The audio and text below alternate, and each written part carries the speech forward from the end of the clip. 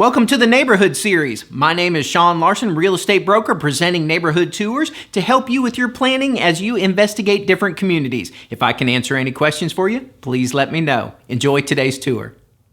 Today we're going to take a tour of the reserve at Raintree. Now this is referring to the Raintree Forest, which is in Brentwood. It is an existing neighborhood, and so you might actually see the reserve with several names informally. You may see some people call it Reserve Raintree or the Reserve at Raintree. So just a heads up, if you're searching, you may see several versions of that. But the Raintree it is referring to is an existing neighborhood here in Brentwood, and it began about in the 90s or so and built on out through about 2007 or so. There are some new phases that began in about 2020 and are being built right now. And so if you're looking for information on that, that is coming, that we're going to tour that section as well later in the video. But I'm going to go ahead and provide some information here as we get to the new construction areas.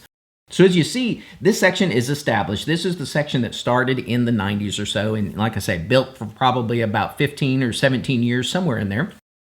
Most of these homes you're going to see are between about 3,000 and 4,000 square feet, and they have features like heavy trim and molding, probably some wainscoting along the walls. You're going to see that type of trim, maybe some dinette bar height counters. That was kind of popular during this era. Since then, we've kind of moved into a single flat island. You can still dine at some of them, but rather than having a raised bar height, in our area, the trend has kind of gone to a flat island. But some of these you're going to still see some of the raised counters. They may have remodeled and gone to a single island, but just a heads up, you might see some of that.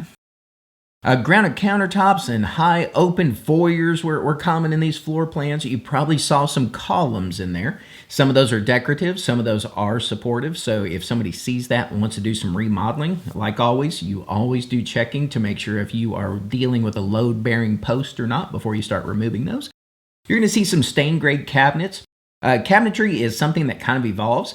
You see the trends, you see love for stain grade, and then you see it cycle over to painted. So you're going to see some stain grade here. In that era, it was extremely popular. It still is popular, but right now, painted and especially white are kind of winning over in our area, but it's going to swing back. It always does. In terms of car storage, you're probably going to see a lot of 2-car garages in this development. 3-car is pretty common now in Brentwood. But you're going to see 2 here, and that was kind of the standard or very common in that era. Amenities for the reserve at Raintree are going to include the pool and tennis courts. We saw those when we first drove in. Those were just on the left there.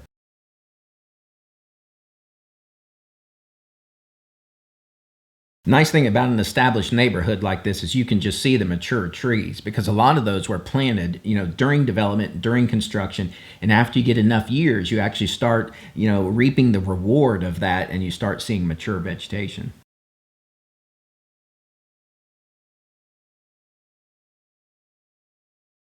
As we continue to drive through the existing part, let's go ahead and start talking a little bit about the new construction, because a lot of times when people are doing research and they want to watch videos, a lot of times they're looking for information on something that is current or coming up. And so the new phases, like I say, those started in about 2020, and those are adjacent to this section that we're driving through now. They have a collection of builders in the new phase, and some of those are going to include Arcade Jr., Aspen Construction, Turnberry Homes, Cadre Homes, Ridgemont Homes, and Frank Stanton. And as we go through there, you're also going to see some of the exterior elevations of those. They are current, what the current trend is. In this current phase, you're going to see a lot of red, kind of brown, earthy tone brick, and that will always be popular in our area. Brick is very popular in the Southeast. I usually mention in videos when we're talking about exteriors that the South just has a really good clay supply.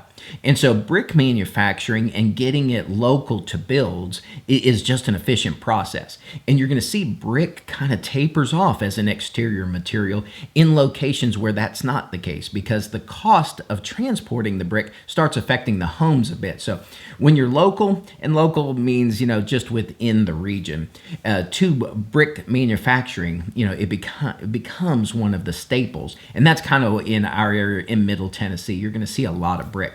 But painted brick is extremely popular right now. And you can even see some homes in this phase. The homeowners have gone back and painted the brick to kind of update the home to what the current trends are. So in the new sections, you're going to see a lot of white or light exteriors. You're going to see it with contrasting windows, or sometimes they'll do some accent parts of the homes. It's very common to have a white exterior and either not quite a black, but almost like a charcoal or a really dark bronze, not like a red bronze, just a little bronze hue to the gray or the black. That is an extremely popular combination right now. So you'll see a little bit of that in some of these new builds. When it comes to new construction in our area, this is just an FYI on kind of how it works.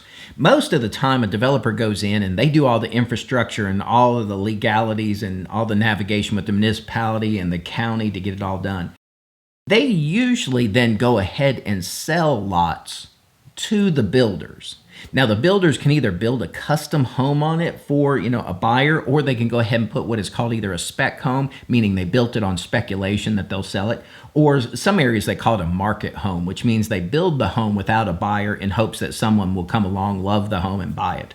So the developer sells the lots to the builders, then the builders in turn sell either with a home or a custom home to buyers. You are really not going to see too much in our area anymore where a buyer comes in and can just purchase a lot. You really don't see a whole lot of that anymore. And there are various reasons. One of the reasons is the communities just tend to build out more slowly because somebody might buy a lot and then hold it for years, and it just kind of takes a long time. So in our area, most of the time, you are going to see that the lots have already been purchased by builders or a builders guild, and then in turn sell to buyers looking for homes. Occasionally, it really doesn't happen too often. You'll find a community that does have a system where you can select a lot and then select one of their builders, and then you marry those two together. The lot goes with the builder, the buyer comes in, you design the home and build. That's not really common, but you do see that occasionally here. The lots in these new phases that we're passing, and then we're going to go back into some existing here and then come back out to another phase of new construction. The lots here in terms of size, you're looking at about a ½ acre to a 3/4 of an acre in size, which is a really good size, easy to manage. You get a really nice footprint or building envelope for the home size that you want to put on the lot.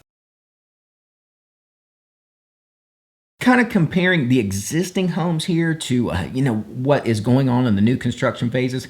I mentioned some of the features you're going to see in some of these homes. And then as evolution goes, it's not only with exterior finishes that the evolution happens, but interior as well. The floor plans are probably going to open up a little bit more, sometimes a lot a bit more than they were, in the 90s and even in the early 2000s. Some of the homes still had a little bit of compartmentalization to them. One plus about that is, absorb sound really well. And so sometimes those floor plans can actually be quieter. But by popular demand, open floor plan is kind of where it's at a lot of times. And so that floor plan can, combine or have adjacent kitchens and living spaces without dividing walls. Occasionally now you're seeing floor plans here where you have, a dining, a kitchen, and a living space virtually all be one room. And you're just kind of designing those spaces just with the elements, the furniture, the area rugs, chandeliers, and you're just defining the spaces that way. Okay, here we go. We've got new construction here. You see some ongoing with the wrap on the outside. Those are unfinished homes. Here you're getting into an example of what I was talking about, the white exteriors contrasting with the elements of the windows. On the left here, you've got some of that that's actually a little bit of a grayish bronze in there. Sometimes there's a little touch of bronze that people really, really like that combination.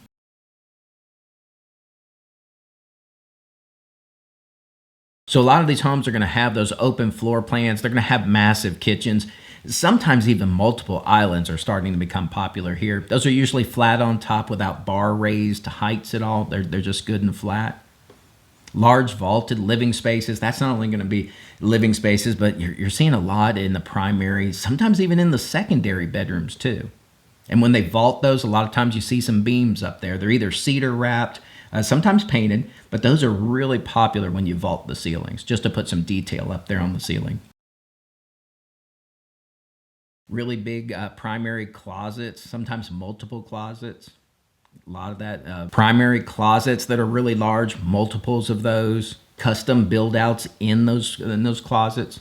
Media rooms, large rear porches, all of that you're going to kind of see in these homes. But if you catch it early, or if you design it, you can put as many of those elements as you like, as the space allows for.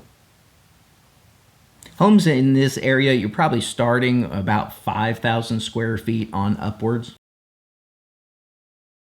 You can even see on some of these, you're picking up those 3-car garages. And 3 to 4 is pretty popular in Brentwood now.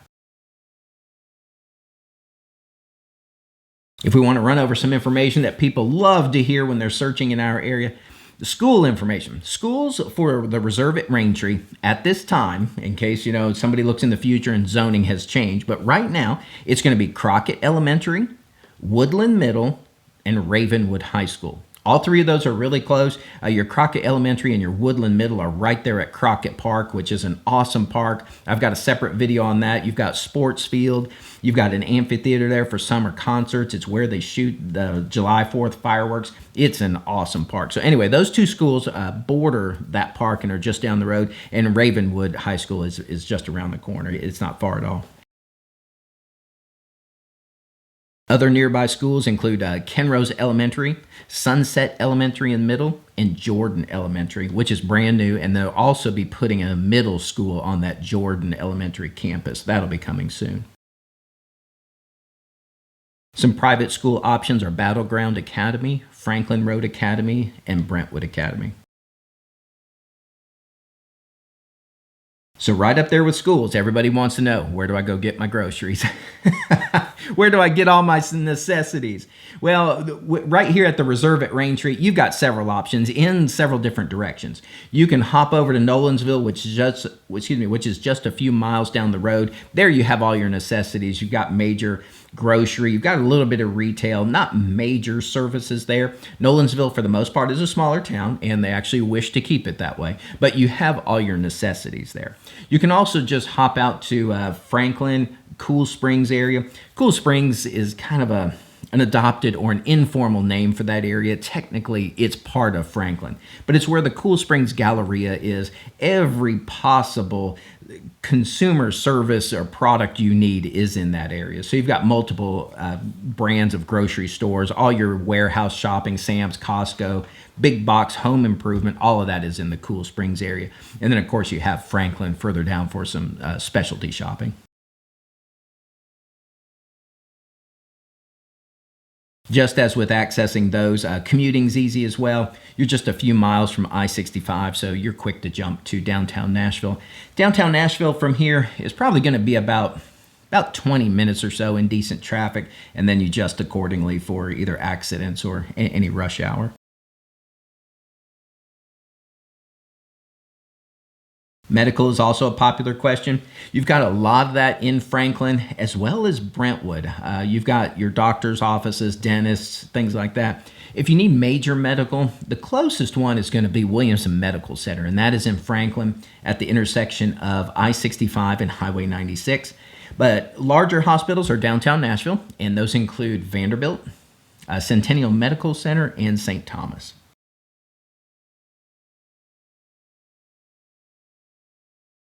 For reference on what's nearby here in terms of other communities, in case you like the area or want to explore those as well. You also have a Raintree, which is the existing neighborhood. So this is going to be the Reserve at Raintree, but you also have Raintree. You've got Witherspoon, and that's just off Crockett Road. You have Hampton Reserve, Glen Ellen, Governor's Club, Tuscany Hills, and then at this time, there's one called Echo that is in production. Nothing has started in terms of production yet. The community's in, the infrastructure's in, no construction yet though. But if you're looking at this in the future, that may be a well-established neighborhood by that time. But just to clarify, that is Echo in Brentwood. because Brentwood and Franklin are both in Williamson County, and there is an Echo in Franklin. So just to clarify, this is Echo in Brentwood.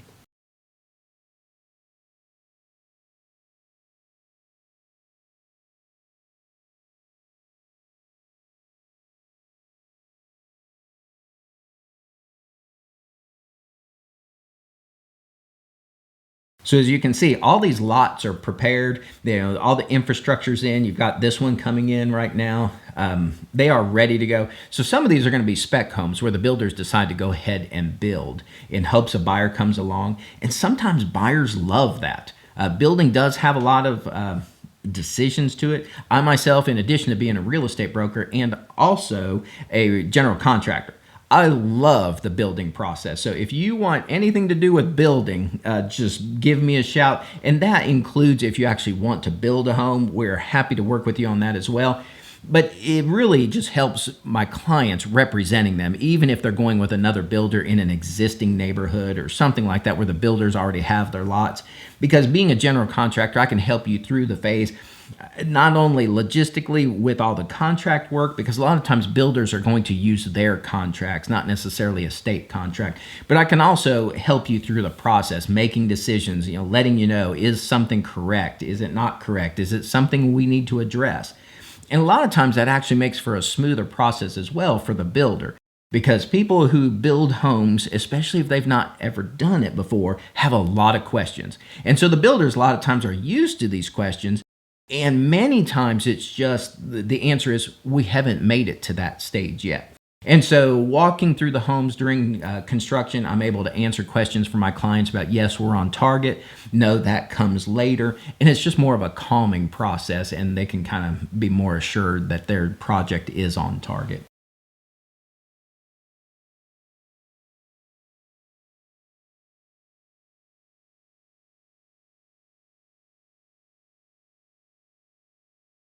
One thing you notice about how they laid out the streets here, you've got a lot of cul-de-sacs in there. And I usually point it out in videos when that occurs. When a street design has a lot of cul-de-sacs, I usually point that out.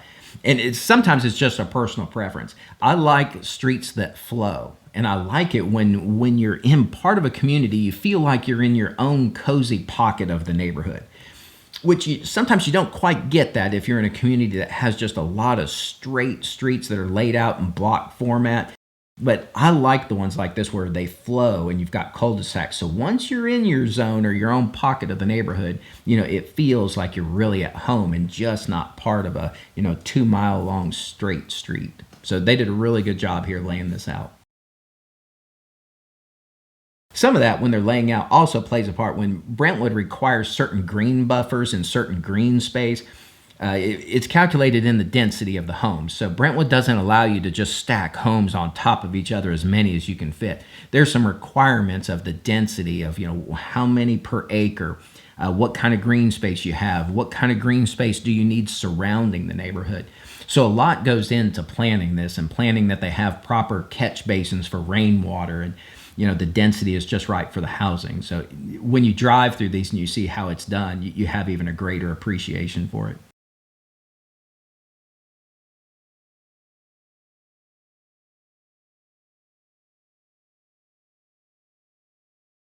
Well, at the rate that homes are built in our area, if you look at this video now, it is not going to look like this in even the near future. The homes are going to go up quickly. Like I say, some of them are spec, some are market homes, hoping for a buyer to come along, and some of them are going to be pre-sold homes. So the whole community will change very rapidly. There will be a lot of homes coming out of the ground, but this gives you a good look at where it is currently and the street layouts. And maybe if you're considering new construction, you can start thinking about, wow, it'd be nice to have a home in this kind of atmosphere, or maybe located in this area of a neighborhood. So that's just a really good preview of that. So we are actually reversing course here. We are going back through the existing part. And again, this is the reserve at Raintree. And that'll probably do it for this tour. We're just going to ride on out. You can take another glimpse of just part of the main street here of the existing parts. But if I can answer anything for you about this community, about new construction, existing homes, anything at all, or any community in the area, no matter if you're buying or if you're planning on listing a home for sale, just let me know and I'll be happy to take great care of you. I hope you enjoyed the tour. My name again is Sean Larson, real estate broker, and I produce this series to kind of help people understand the communities in our area. And that could be if somebody is planning to move and purchase here from afar, and sometimes it's just somebody local and they just want to learn more about the communities around them. I've got many years in real estate. I've seen a lot of these communities develop and build out. I've represented both buyers and sellers, existing homes, new construction. So if you have any questions at all, always feel free to reach out. I am more than happy to answer all of your questions. If you're looking to buy or sell, I'm happy to work with you and represent you in that capacity as well. Be sure to go ahead and subscribe to this channel and go ahead and make sure the notifications are turned on. And that way, anytime we upload more data, maybe it's community tours, maybe it's advice on the process, you'll get a notice on that and you can see the video on that as well. So my name again is Sean Larson, real estate broker, and I hope you have a super day.